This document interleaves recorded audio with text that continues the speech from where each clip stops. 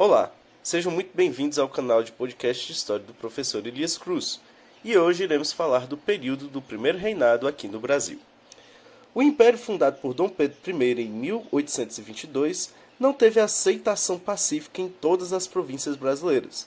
Na Bahia, no Grão-Pará, no Maranhão, no Piauí e no Ceará houveram conflitos armados contra a declaração de independência.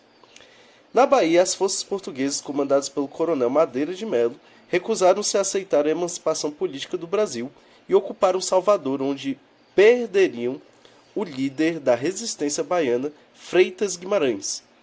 Com o líder preso, a resistência baiana se deslocou, então, para a região do Recôncavo.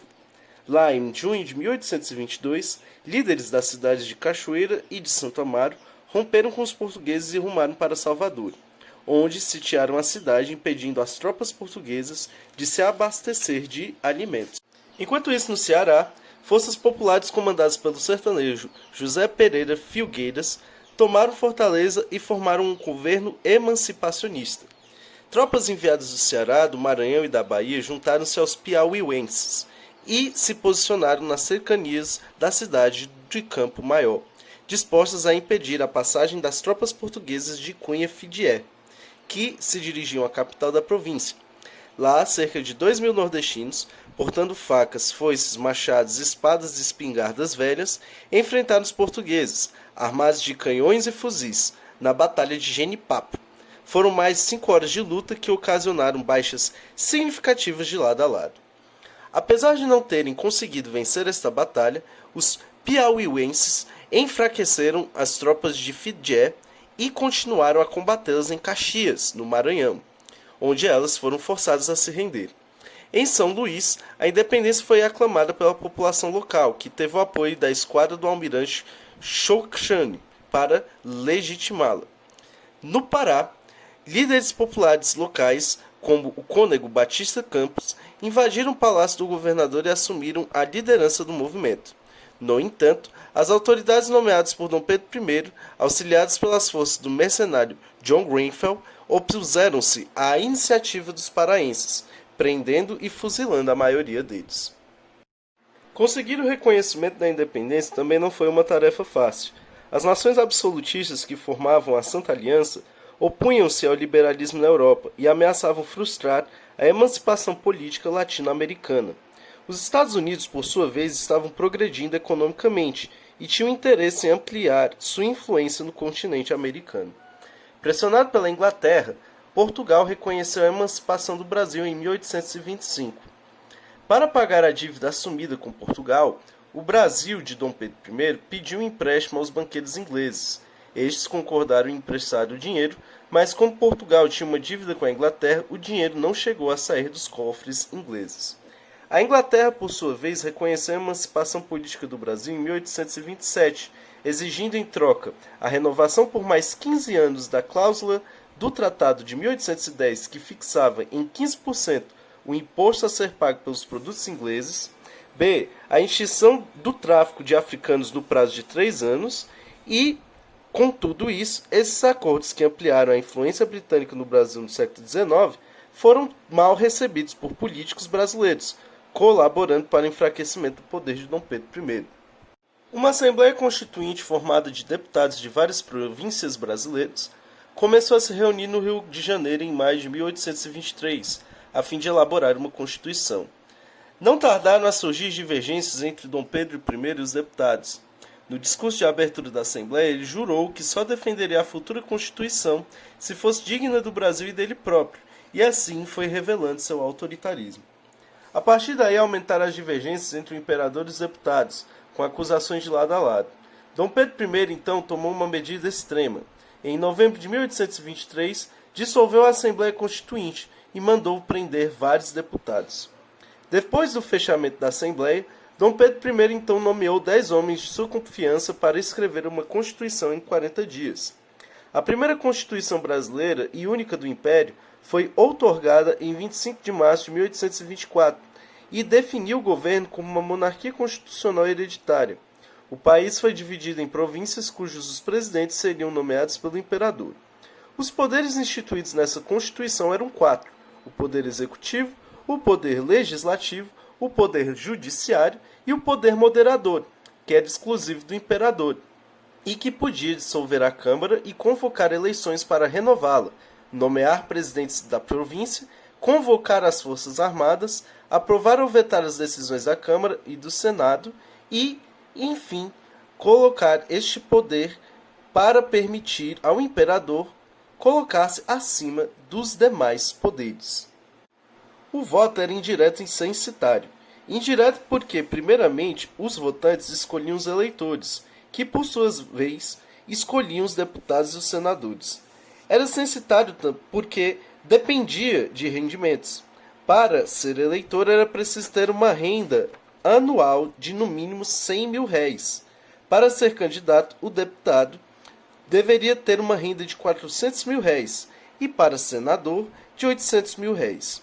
Não podiam ser eleitores os criados de servir, os menores de 25 anos e os libertos, mesmo tendo toda a renda suficiente. Na Constituição, não havia referência às mulheres. Elas estavam excluídas dos direitos políticos pelas normas sociais. A religião oficial do Império continuou sendo a católica romana. Qualquer outra religião era proibida, sendo permitido apenas seu culto doméstico, sem forma alguma exterior de templo. Ao dissolver a Assembleia e impor a Constituição de 1824 ao país, o governo de Dom Pedro I foi alvo de protestos em várias províncias brasileiras.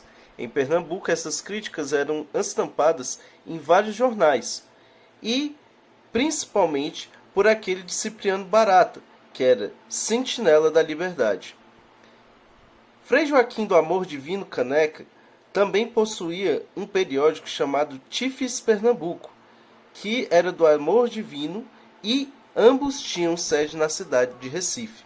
Pela imprensa, Frei Caneca citava os pernambucanos a lutar contra o poder imperial, afirmando: o poder moderador é a chave mestra da opressão da nação brasileira.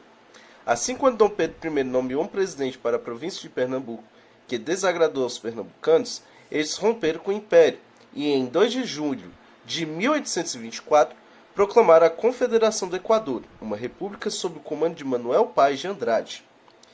Os rebeldes nutriam um forte sentimento anti-lusitano e queriam reunir Alagoas, Paraíba, Rio Grande do Norte, Ceará e possivelmente Piauí e Grão-Pará sob um governo federativo e republicano. A Confederação do Equador contou com a participação de diversas camadas sociais, incluindo proprietários rurais do norte da província, comerciantes, homens livres, pobres e escravizados. O movimento rebelde foi esmagado por forças terrestres, comandadas pelo brigadeiro Francisco de Lima e Silva, e por forças navais lideradas pelo almirante Conchane. A superioridade bélica e o apoio dos senhores de engenho e dos comerciantes, assustados com a ideia de ter de libertar seus escravos, ajudaram a explicar a vitória do Império sobre a Confederação do Equador. Condenado à forca, Frei Caneca foi fuzilado, pois as autoridades não encontraram quem aceitasse fazer o papel de carrasco.